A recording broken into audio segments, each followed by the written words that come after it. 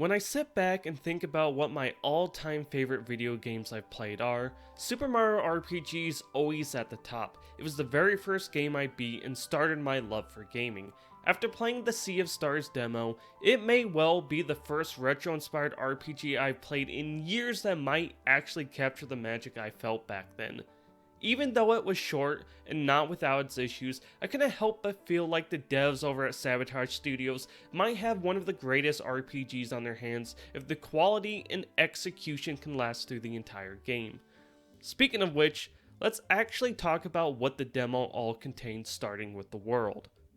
So there are 4 locations that you're able to explore in the demo. The starting area that is up in the mountains, Brisk, a town full of merchants and pirates, a fishing lake where you can catch fish, we'll circle back to that in a bit, and the abandoned wizard lab.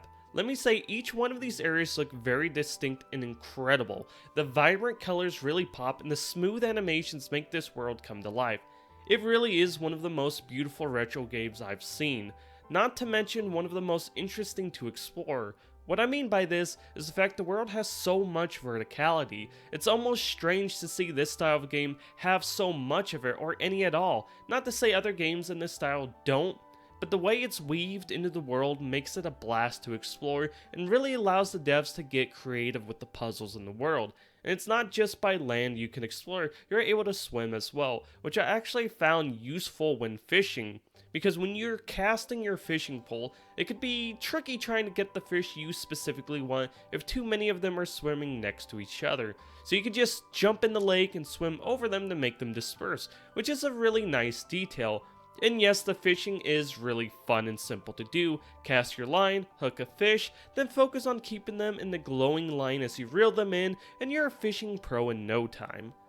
Now, as good as the world looks and how good the characters feel to control in that world, the overworld you travel in to go between destinations, on the other hand, feels pretty horrendous. Your characters feel unbelievably slow, and it almost feels like there's a delay in the movement, like your input has lag. So if there is something I would like to see, it's the overworld movement being more precise and a little faster. With that said, let's move on to the combat. Sea of Stars is a true turn-based RPG. You attack, the enemy attacks, pretty straightforward in that regard, but the numerous systems that work around that simple turn-based mechanic is so much fun to mess with.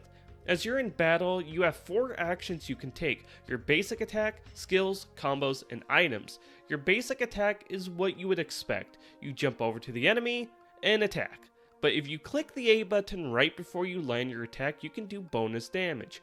Also, when you get attacked, you can click to perform a block to take less damage. This makes the combat system very engaging. You don't just select an action and watch an animation.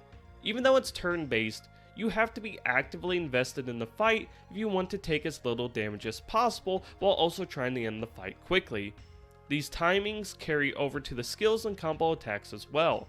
Skills like the Moonerang will keep doing damage to enemies as long as you keep reflecting it back, which I might add is incredibly fun to do. Now, skills do consume MP, so if you run out, the only ways to get MP back is to do normal attacks, which recovers 3 MP, or use an item.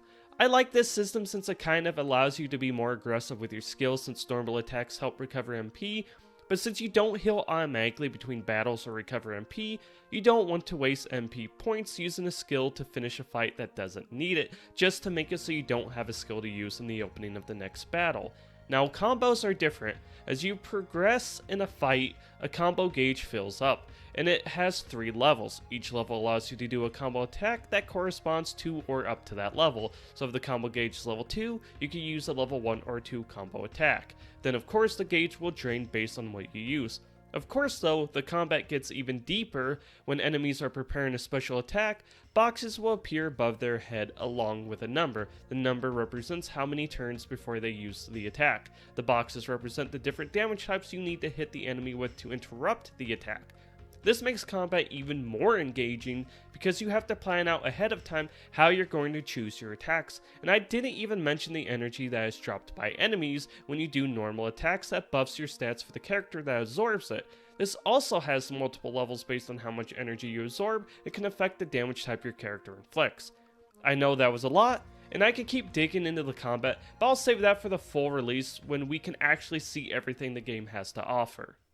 Now jumping over to the character menus, nothing super special here. You can see all your items and stats, switch out equipment and weapons. You can also see additional companions that are traveling with you. I should also say you can talk to these companions when you use the campfire to get a little more insight into who they are, or kind of hints at how your journey is going or where your quest is taking you. This is also where you go to heal your party and cook food you can use in battle. There is also a girl who goes by Teeks, who will read you stories that I can't help but feel is going to be something that a player will need to keep their eyes on when playing through the full game. Also, I should mention the main characters, because, we can't forget about them. You have Valerie, Zale, and Garl. Hope I'm saying those right. I can't speak too much on them or the story since we really don't know much of the demo, which I'm fine with. This is about showing the basics of the game without giving spoilers, and I think the devs did a really good job at that. Obviously, I played this on the Switch since that's where the demo is available at. The game performance was pretty much top notch, loading times weren't bad, but I did experience what I believe is a crash. Not sure if this is a game issue or a Nintendo Switch issue, but figured it was worth noting. Also, the music is stupidly good. Just listen to this boss theme.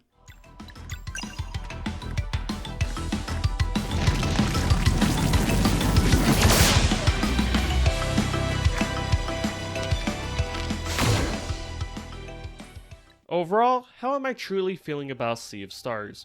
Well, the demo was a blast to play through, and I really want this to be good. Unfortunately, that's not up to me to decide. It's up to the devs to deliver a game that is good from start to finish, and hopefully when I review it, it's able to do that. Sea of Stars releases August 29th. I'm looking forward to that day, and thanks for watching, everyone.